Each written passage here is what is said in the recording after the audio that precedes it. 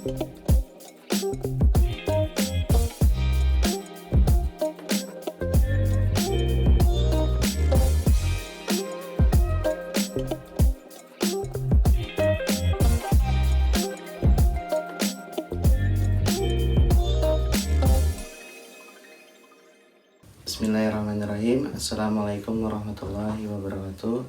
Alhamdulillahilladzi hadana li hada wa ma kunna linahtadiya laula an hadanallah.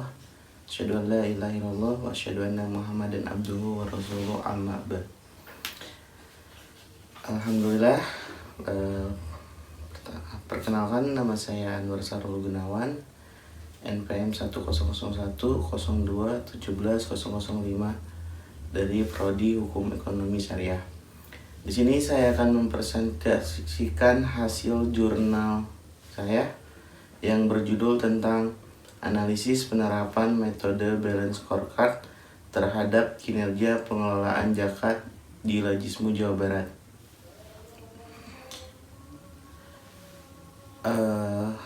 Next, di sini ada latar belakang yang saya cantumkan.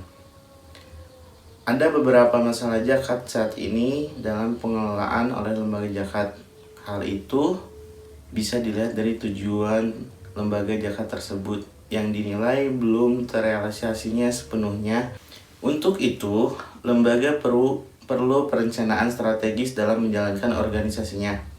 Penilaian atau pengukuran kinerja merupakan salah satu faktor yang penting dalam monitoring keberhasilan perusahaan dan lembaga.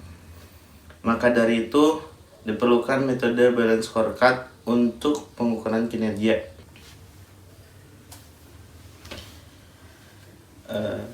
Rumusan masalah. Di sini ada 3 rumusan masalah yang saya cantumkan. Pertama, bagaimana tingkat pengelolaan berdasarkan metode balance scorecard. Yang kedua, bagaimana tingkat pengelolaan zakat dalam pendistribusian di Lajismu Jawa Barat. Yang ketiga, bagaimana tingkat kinerja Lajismu Jawa Barat menggunakan metode balance scorecard. Next, selanjutnya ada landasan dan teori. Teori balance scorecard ini metode yang dikembangkan oleh Robert N. Norton sebagai konsep baru untuk mengukur suatu kinerja manajemen. Metode ini memungkinkan suatu perusahaan untuk dapat mengontrol hasil kemajuan organisasi serta memberikan gambaran kemampuan dalam memperoleh apa yang dibutuhkan untuk pertumbuhan di masa depan. Metode balance scorecard ada 4 perspektif. Ini salah satu indikatornya.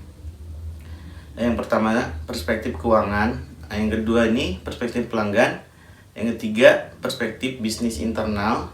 Dan yang terakhir, 4 perspektif pembelajaran dan pertumbuhan. Oke, next. Metode penelitian. Nah, di sini metode penelitian ini saya memakai dari yang pertama ini pendekatan penelitian, yaitu kuantitatif deskriptif. Jadi menjelaskan hasil kuanti ini. Dan yang kedua ini sumber data. Yang saya gunakan tuh data primer yang pertama, yang kedua data sekunder. Nah, yang ketiga teknik pengumpulan data. Ada wawancara, dokumentasi, dan studi pustaka. Yang terakhir ini teknik analisis data. Yang saya gunakan analisis data deskriptif. Hasil dan pembahasan. Dari indikator itu ada 4. Nah, ini hasil dan pembahasan dari perspektif keuangan yang pertama.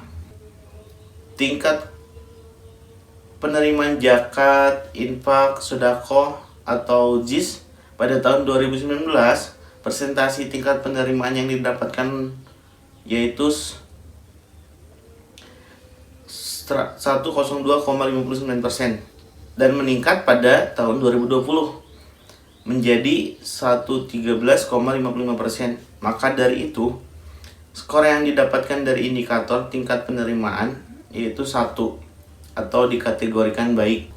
Nah, yang kedua, hasilnya perspektif pelanggan. Tingkat akuisisi pelanggan atau akuisisi pada Lajismu Jawa Barat didapatkan skor 0 atau dibilang cukup. Hasil dari yang ketiga ini perspektif bisnis internal. Perspektif ini menggambarkan bagaimana pendayagunaan dan pemberdayaan yang dilakukan lembaga melalui program-program yang dijalankan oleh lembaga tersebut. Pada tahun 2019 sampai dengan 2020, pengukuran kinerja dengan indikator inovasi ini, program yang dijalankan Logismu se-Jawa Barat mendapatkan skor 0 atau dikategorikan cukup. Nah, yang terakhir ini perspektif pertumbuhan dan pembelajaran. Sasaran strategi dalam perspektif ini, kemampuan meningkatkan atau mempertahankan karyawan dan peningkatan pada produktivitas karyawan. Hasil yang didapat diukur dalam pencapaian strategi. Ini pada indikator retensi karyawan, produktivitas dan kapabilitas. Skor yang didapatkan masing-masing 1 atau dikategorikan baik. Hal itu sesuai dengan misi Logismu Jawa Barat, yaitu mengembangkan kompetensi amil zakat yang unggul dan terpercaya. Oke, next. Mungkin kesimpulannya, hasil yang pertama, hasil penilaian kinerja dengan metode balance scorecard dengan menggunakan 4 perspektif, yaitu perspektif keuangan, perspektif pelanggan, perspektif bisnis internal, dan yang terakhir keempat nih, perspektif pertumbuhan dan pembelajaran. Secara keseluruhan, Logismu Jawa Barat dikategorikan pada penilaian kinerja tertinggi baik. Mungkin itu saja yang bisa saya sampaikan hasil penelitian jurnal saya. Mohon maaf bila ada kesalahan. Wabillahi taufiq wal hidayah. Wassalamualaikum warahmatullahi wabarakatuh.